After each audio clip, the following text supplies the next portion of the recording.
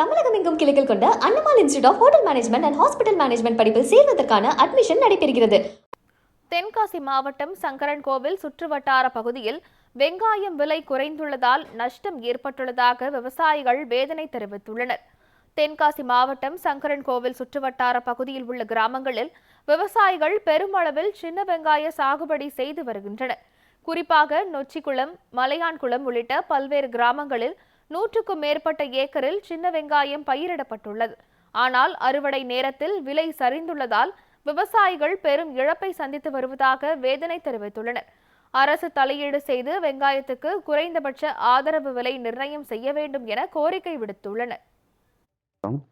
சங்கரன்கோவில் தாலுகா நொச்சிக்குளம் கிராமம். எங்களுக்கு பூர்வீக தொழிலே விவசாயம் தான்.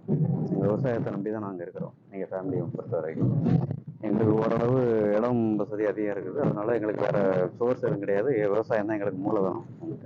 வெங்காயம் கிட்டத்தட்ட ஒரு 3 ஏக்கர் 15 ரூபா 18 ரூபாய்க்கு மேலே வெங்காயம் வேணான்றாங்க. எங்களுக்கு செலவுன்னு பார்த்தீங்கன்னா கிட்டத்தட்ட நான் 4 லட்சம் ரூபாய் செலவு பண்ணியிருக்கிறேன். எனக்கு இப்போ வந்தது செலவு பண்ணதே 4 லட்சம். லாபத்தை நான் எதிர்பார்க்கல. என்னோட அந்த செலவு வந்தால் கூட நான் அந்த இது பண்ணிட்டு போயிடுவேன் வந்துட்டு.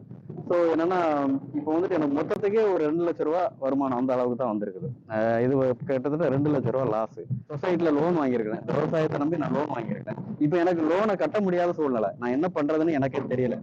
விவசாய பொருட்கள் எங்களுக்கு விளைஞ்சு வந்தா தானே விலை ஒரு குறிப்பிட்ட ஒரு 40 ரூபாய்க்கு குறையாம வித்தா தான் வெங்காயம் நம்ம அதை மேனுஃபேக்சர் பண்ண முடியும், அதை உற்பத்தி பண்ண முடியும். விவசாய கூலிக்கு வேலைக்கு ஆட்கள் வந்தா நாங்க இந்த டைம் தான் பார்ப்போம், இவ்வளவு எங்களுக்கு காசு வேணும் அப்படிங்க ஒரு இது வைக்கிறாங்க, டிமாண்ட் வச்சு தான் வர்றாங்க.